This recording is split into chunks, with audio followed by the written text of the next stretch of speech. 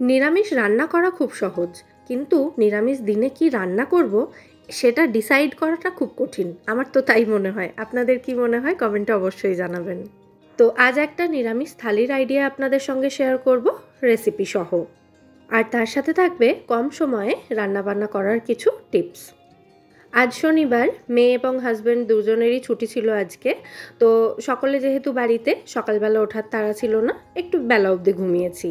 আবার সকালের দিকটাতে বাইরের কিছু কাজও ছিল, তার জন্য একটু বেরোতেও হয়েছিল। তো এই করতে করতে মোটামুটি 11:30 বেজে গেছে আজকে রান্না শুরু করতে। ওই দিকে আমার মাথার পিছনে একটা ঘড়ি দেখা যাচ্ছে দূরে, অল্প একটুই দেখা যাচ্ছে, তবে সেখানে দেখুন 11:15 বাজে। মানে 11:30টায় রান্নাঘরে এসে আগে আমি 5 মিনিট ভেবেছি যে কোনটা কার পরে করব এবং কিভাবে করব, যাতে আমার রান্নাবান্নাগুলো সব তাড়াতাড়ি কমপ্লিট হয়ে যায়। এই প্ল্যানিংটা কিন্তু ভীষণ জরুরি, জানেন তো। রান্না শুরু করার আগে যদি আমরা একটু ঠান্ডা মাথায় ভেবে এটা প্ল্যানটা করে রাখি, তাহলে সমস্ত রান্নাবান্না একেবারে অর্গানাইজড ওয়েতে হয়, আর সময় কিন্তু তাতে একটু কমই লাগে। আর আমার কিন্তু একটু গ্যাস পরিষ্কার করার বাতিক আছে, সেই জন্য রান্না করতে করতে বারবার আমার ভিডিওতে, মানে পুরো এরকম ভিডিওস যদি দিই, প্রায়ই দেখতে পাবেন আমি হয়তো গ্যাস মুছছি। মানে হাত পুড়ে যাক তাতে অসুবিধা নেই, কিন্তু গ্যাস পরিষ্কার থাকতে হবে। যাই হোক, রান্নার শুরুতেই আমি যে কাজটা করছি সেটা হলো ধোকাটা রেডি করে নিচ্ছি। আজকে একটু ধোকার ডালনা তৈরি করব। তো আমি ধোকার ড্রাই প্রিমিক্স তো রেডি করেই রাখি, সেটা আপনাদের সঙ্গে আগেও শেয়ার করেছি এবং রেসিপিটাও আপনাদের সঙ্গে শেয়ার করাই রয়েছে, চ্যানেলে রয়েছে, চাইলে আপনারা দেখে নিতে পারেন। তো ধোকার এই মিশ্রণটা রেডি করার পর এটাকে একটু ঠান্ডা হতে দিতে হবে, সেই কারণে আমি সবার প্রথমে এই কাজটাই করছি।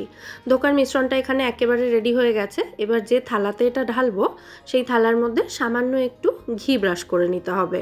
আমি হাত দিয়েই ঘিটাকে পুরো থালার মধ্যে মাখিয়ে নিয়েছি, পুরো থালাতে নয়, যেহেতু অল্প মিশ্রণ সেই জন্য থালার একটা সাইডে মাখিয়ে নিয়েছি। এবার এই ঘি মাখানো থালার মধ্যে ধোকার এই মিশ্রণটা ঢেলে দেব। আপনারা কিন্তু বাড়িতে তৈরি না করে কেনা ধোকার যে ড্রাই মিক্সচারটা পাওয়া যায় সেটাও কিন্তু ব্যবহার করতে পারেন। কড়াইতে অল্প একটু তেল দিয়ে তার মধ্যে একটু কালো জিরে দিয়ে ওই ধোকার যে গুঁড়োটা পাওয়া যায়, মানে গুঁড়ো প্রিমিক্সটা, সেটা দিয়ে অল্প একটু ভেজে একটু নুন মিষ্টি দেবেন, পরিমাণ মতো জল দেবেন, দিয়ে ওটাকে যতক্ষণ না কড়াই ছাড়ছে ততক্ষণ পর্যন্ত এরকম রান্না করতে হবে। তারপর একটা তেল বা ঘি মাখানো থালার মধ্যে মিশ্রণটা ঢেলে নিয়ে এটাকে একটু ফ্ল্যাট করে নিতে হবে এবং ছুরি দিয়ে কেটে নিতে হবে। আর এখন আমি পুরোপুরি বলা চলে স্টেনলেস স্টিলের কুকওয়্যারে শিফট করে গেছি, কারণ ননস্টিক মোটেও হেলদি অপশান নয়। কিন্তু এই ধরনের রান্নাগুলো করার জন্য, মানে এই যে ধোকার মিক্সচারটা তৈরি করার জন্য, আমি কিন্তু একটা ননস্টিকের পাত্র রেখে দিয়েছি যাতে এগুলো বানানো যায়। কারণ এগুলো বানাতে গেলে একটু স্টিক করে, এবং সেটা যদি ওই স্টেনলেস স্টিলের কড়াইতে বা অ্যালুমিনিয়ামের কড়াইতে বানাতে যাই তাহলে কিন্তু সেটা অনেকটাই নষ্ট হয়। তো নিরামিষের জন্য একটা এবং আমিষের জন্য একটা, দুটো ননস্টিক প্যানই আমি রেখে দিয়েছি। আর দুটো তাওয়া রয়েছে, সেগুলো ওই ডোসা বা অন্যান্য কিছু ওই রকম ফ্ল্যাট কিছু তৈরি করার জন্য রেখেছি। বাকি সবই মোটামুটি স্টেনলেস স্টিলের কড়াইতে এবং ফ্রাইং প্যানে শিফট করে গেছি। যাই হোক, ওদিকে ধোকার মিশ্রণটা একটু ঠান্ডা হওয়া পর্যন্ত অপেক্ষা করতে হবে। আর এদিকে আমি লাউ কেটে নিচ্ছিলাম এই সময়টাতে। আজকে একটু লাউ বড়ির ঘন্ট তৈরি করব। আর রান্নাঘরে কিন্তু আমি একা নই, যেহেতু একটু দেরি হয়ে গেছে, একটু দেরিতেই রান্না শুরু করেছি, তাই সব কিছু যাতে ঠিকঠাক টাইমে হয়ে যায় তার জন্য হাজব্যান্ডও আজকে একটু হেল্প করে দিয়েছে। উচ্ছে এবং শাক রান্না হবে, সেই শাকটাও কিন্তু হাজব্যান্ড কেটে দিয়েছে। তো এই যে উচ্ছে ভাজাটা এবার বসিয়ে দিচ্ছি লাউ কাটার আগেই, মানে লাউটা খোসা ছাড়িয়ে টুকরো করে ধুয়ে রেখেছি, তো এটা এবার গ্রেট করব। তার আগে আমি ভাবলাম উচ্ছে ভাজাটা বসিয়ে দিই, লাউ কাটতে কাটতে উচ্ছে ভাজাটাও হয়ে যাবে। এগুলোই হলো ছোট ছোট প্ল্যানিং। এই যে আমি লাউটা কাটতে কাটতে মাঝ রাস্তায় উচ্ছে ভাজাটা বসিয়ে দিলাম, এটাতে কিন্তু উচ্ছে ভাজাটাও হয়ে যাবে এবং লাউটাও গ্রেট করে নেওয়া হয়ে যাবে একই সঙ্গে। আমি যদি আগে পুরো লাউটা কেটে নিয়ে তারপরে এদিকে আসতাম তাহলে কিন্তু রান্নাটা করতে একটু দেরিই হতো। তো উচ্ছে ভাজাতে তো আর কিছু লাগবে না, সামান্য একটু নুন আর হলুদ ছাড়া। তো তেলের মধ্যে অল্প একটু তেল দিয়েছি, তেলের মধ্যে ধুয়ে জল ঝরিয়ে রাখা উচ্ছেগুলো দিয়েছি এবং তার উপর থেকে অল্প একটু নুন এবং হলুদ গুঁড়ো দিয়ে ভালো করে একটু নাড়াচাড়া করে এটাকে ঢাকা দিয়ে দিয়ে ভেজে নেব। আর ধোকার মিক্সচারটা বানানো দিয়ে রান্নাটা শুরু করেছি কেন বলুন তো? কারণ ধোকাটা ভাজতে একটু তেল বেশি লাগবে, সেই তেলটাতেই যাতে আমি বাকি রান্নাবান্নারও কিছু এগিয়ে রাখতে পারি বা কিছু ভাজাভুজি করে নিতে পারি, সেই কারণেই কিন্তু আমি ধোকাটা সবার আগে রেডি করে নিয়েছি। আর এদিকে দেখুন ভদ্রলোক শাক বেছে কেটে রেডি করে দিয়েছেন আমায়। ওদিকে ততক্ষণে আমি লাউটাকে গ্রেট করে নিচ্ছি। লাউটা গ্রেট করতে করতে আবার মাঝ রাস্তায় হাতটা মুছে নিয়ে একটু উচ্ছে ভাজাটাও নাড়াচাড়া করে দিচ্ছি। এভাবেই সব একসাথে হয়ে যাবে আর কি। আর রান্না শুরুর আগেই কিন্তু আমি চালটা ভিজিয়ে রেখেছি। ভাতটা বসাবো রান্নার শেষের দিকে, যাতে ভাতটা একদম গরম গরম থাকে খাওয়ার সময়। আচ্ছা, এদিকে লাউটা গ্রেট করা হয়ে গেলে আমি ধোকাটা ভাজার জন্য কড়াইতে তেল বসিয়ে দিয়েছি। আর ধোকার মিশ্রণটা কিন্তু এতক্ষণে ভালো মতো ঠান্ডাও হয়ে গেছে। এগুলোকে দেখুন হালকা একটা ছুরি দিয়ে এভাবে চাপ দিলেই কিন্তু খুব সুন্দরভাবে উঠে আসছে। আর ধোকাটা গরম থাকতে থাকতে, মানে এই মিশ্রণটা গরম থাকতে থাকতেই কিন্তু এটাতে কাট লাগিয়ে নিতে হবে, মানে ওই কাটা দাগগুলো দিয়ে দিতে হবে যাতে এগুলো সুন্দরভাবে উঠে আসে। আর ধোকার পিসগুলোকে কিন্তু আমি খুব বেশি ডুবো তেলে ভাজছি না, এগুলোকে বলা যেতে পারে শ্যালো ফ্রাই করছি। কম তেল ব্যবহার করছি যাতে তেলটা আজকেই সমস্ত রান্নায় ইউজ হয়ে যায়। ওদিকে দেখুন ঘড়িতে 12:20 বেজে গেছে এইটুকু কাজ করতে করতেই। আর আমি এদিকে রান্না বান্না সারছিলাম, আর ওদিকে হাজব্যান্ড আজকে একটু ঘর ঝাড়াঝাড়ি করে দিচ্ছিলেন। মেয়ে ঘরের বাকি কাজকর্ম করে হেল্প করে দিয়েছে, মানে ঘর ঝাড় দেওয়া, ঘর মোছা, এগুলো আজকে মেয়েই করে দিয়েছে। আমরা কিন্তু বাড়িতে এরকম সবাই মিলেই কাজকর্ম করি, তাতে কারুর এরকমটা ফিল হয় না যে আমি একা কাজ করছি বাকিরা বসে আরাম করছে। আবার এটাও ফিল হয় না যে আমার কষ্ট হচ্ছে, কারণ সব কাজ তো সবাই মিলে ভাগ বাটোয়ারা করেই করা হচ্ছে। যাক, এদিকে দেখুন এতক্ষণে ধোকার পিসগুলো কিন্তু ভালো মতো ভাজা হয়ে গেছে। তো এবার এগুলোকে আমি উল্টে পাল্টে আরেকটু ভেজে তারপর তেল থেকে তুলে নেব। আর এদিকে উচ্ছে ভাজাটা হয়ে গেলে ওটাকে নামিয়ে নিয়ে কড়াইটাকে আমি একবার ধুয়ে নিয়েছি। তারপর এর মধ্যে 1 চামচ মতো তেল দিয়েছি। তেলের মধ্যে কালো জিরে এবং শুকনো লঙ্কা ফোড়ন দিয়ে শাকটা দিয়ে দিচ্ছি। শাকটা একটু নাড়াচাড়া করে নেওয়ার পর এর মধ্যে দিয়ে দেব স্বাদ অনুযায়ী নুন এবং সামান্য একটু হলুদ গুঁড়ো দিয়ে আবারও ভালো করে মিশিয়ে নিয়ে শাকটাকে একটু ঢাকা দিয়ে রান্না হতে দেব। এদিকে ধোকাগুলো ভেজে তুলে নেওয়ার পর ওই তেলে আমি কয়েকটা চিনেবাদাম দিয়ে এগুলোকে ভেজে তুলে নেব। এই চিনেবাদামগুলো আধ ভাঙা করে নিয়ে আমি শাক ভাজাতে মেশাবো। তো 1 থেকে 1.5 মিনিট মতো সময় নিয়ে চিনেবাদামগুলোকে ভেজে এগুলোকে ডিরেক্টলি আমি ওই হামানদিস্তের মধ্যেই তুলে নিচ্ছি, এতেই একটু থেতো করে নেব। তারপর ওই তেলেই লাউ ঘন্টার জন্য কিছু বড়ি ভেজে তুলে নেব। তাহলে এই একই তেল ব্যবহার করে অন্য রান্নার জন্যও কিন্তু আমি কিছু উপকরণ রেডি করে নিচ্ছি। বড়িগুলো খুব সুন্দর করে ভাজা হয়ে গেছে, একদম লাল লাল করে। তো এবার এগুলোকে আমি তেল ঝরিয়ে তুলে নেব। এদিকে শাকটাও মিনিট 5 মতো আমি ঢাকা দিয়ে রেখেছিলাম। তারপর এর মধ্যে দিয়ে দিলাম একটা চেরা কাঁচা লঙ্কা, অল্প একটু চিনি দিয়ে দিলাম, সামান্য কয়েক দানা, আর দিয়ে দিলাম ওই থেতো করে রাখা ভাজা চিনেবাদামগুলো, আর সবশেষে দেব এখানে 1 চা চামচ মতো পোস্ত। এই সমস্ত উপকরণ দিয়ে শাকের সাথে ভালো করে মিশিয়ে এটাকে নাড়াচাড়া করে মিশিয়ে নিচ্ছি, নিয়ে নামিয়ে নেব। শাকটা একদম ভাজা ভাজা হয়েই এসেছে। নিরামিষ দিন না হলে এই শাক ভাজাতে আমি একটু রসুন ফোড়নও দিই, সেটাও খেতে খুব ভালো লাগে। যাই হোক, শাক ভাজাটা হয়ে গেলে নামিয়ে নেব। তো এদিকে আমি এবার ধোকার ডালনাটা রেডি করে নেব। ধোকার ডালনার জন্য আমি ফোড়নে দিয়েছি এখানে জিরে, তেজপাতা, শুকনো লঙ্কা আর ছোটো এলাচ। একটু হিংও দিতে হতো, তবে ভুলে গিয়েছিলাম হিংটা দিতে।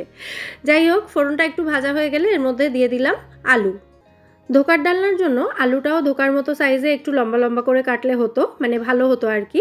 কিন্তু আমি যে দুটো আলু এখানে নিয়েছি, আলুর ভেতরে একটু দাগ ছিল, তো সেগুলোকে বাদ দিতে গিয়ে আলুগুলো ছোট টুকরো হয়ে গেছে। তো বাড়িতে যেহেতু রান্না করছি, নিজেরাই খাবো, সেহেতু অত না খেয়াল রাখলেও হবে। যাই হোক, আলুটা এবার ভেজে নেব। ওদিকে আলুটা ভাজা হতে থাক, আর এদিকে আমি লাউ ঘন্টটা বসিয়ে দিই। শাক ভাজাটা হয়ে যাওয়ার পর কড়াইটা আবারও ধুয়ে নিয়েছিলাম, আর অল্প একটু তেল দিয়ে তেলের মধ্যে কালো জিরে আর কাঁচা লঙ্কা ফোড়ন দিয়েছি। ফোড়নটা ভালো মতো ভাজা হয়ে গেলে এর মধ্যে গ্রেট করে রাখা লাউটা দিয়ে দিলাম, পুরোটাই আমি একসাথে দিয়ে দিলাম। এবার একবার ভালো করে নাড়াচাড়া করে মিশিয়ে দিয়ে কড়াইটাকে ঢাকা দিয়ে লাউটা সেদ্ধ হওয়া পর্যন্ত রান্না হতে দেব। এদিকে এতক্ষণে ধোকার ডালনার জন্য আলুটাও কিন্তু খুব সুন্দর করে ভাজা হয়ে গেছে, দেখতেই পাচ্ছেন। তো এবার এর মধ্যে দিয়ে দেব ধোকার ডালনার মশলাটা। আমি এখানে 1.5 ইঞ্চ মতো আদা, দুটো ছোট সাইজের টমেটো, স্বাদ অনুযায়ী কাঁচা লঙ্কা, তার সাথে নুন, হলুদ গুঁড়ো, কাশ্মীরি লঙ্কা গুঁড়ো এবং একটু জিরে গুঁড়ো দিয়ে সমস্ত কিছু একসাথে মিক্সিতে পেস্ট করে নিয়েছি। তো সেই মশলার পেস্টটা দিলাম, আর মশলার জারটা ধুয়ে সামান্য একটু জল দিয়েছি এর মধ্যে। এবার এটাকে খুব ভালো করে কষিয়ে নেব। 4-5 মিনিট কষানোর পর দেখুন মশলা থেকে ভালো মতো তেল ছেড়ে গেছে, মানে মশলাটা ভালো মতো কষানো হয়ে গেছে। তো এবার এর মধ্যে দেবো কিছুটা মটরশুঁটি।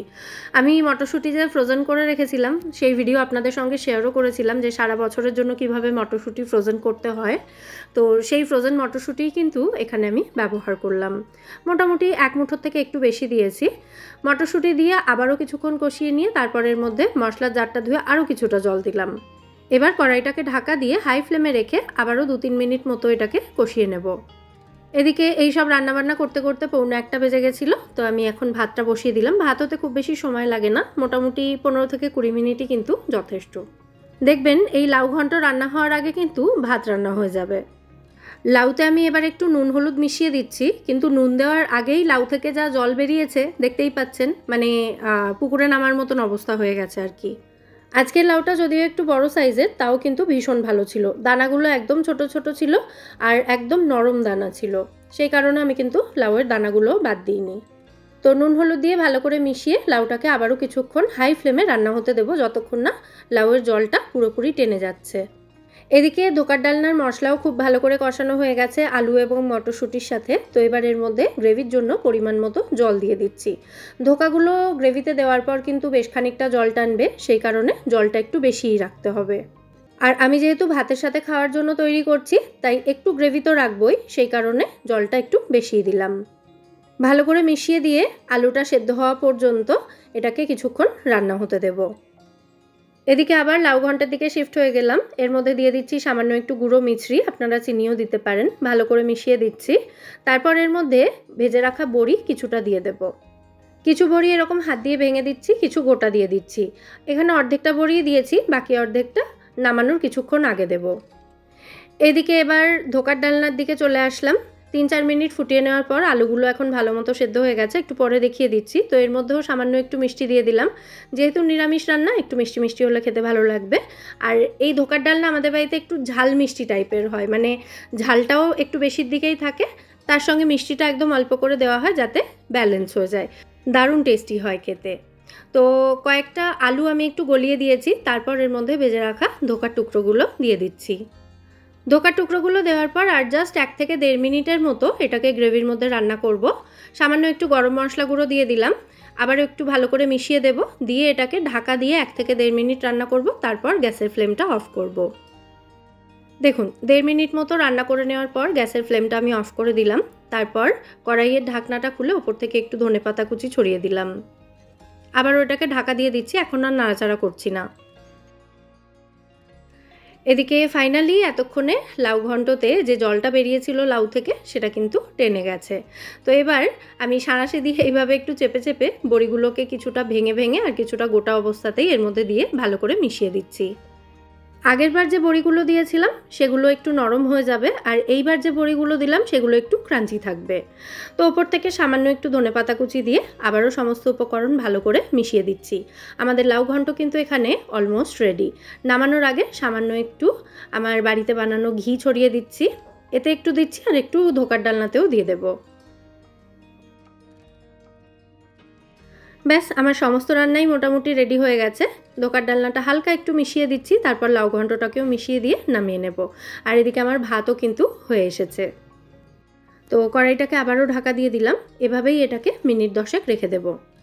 ভাতটাও আমি চেক করে নিয়েছি, এবার এটাকে নামিয়ে নেব।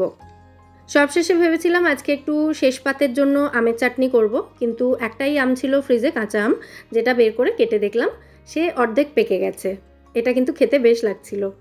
যাই হোক, সমস্ত রান্নাবান্না তো একেবারে রেডি হয়ে গেছে। এবার আমি লাঞ্চটা সার্ভ করে দিচ্ছি।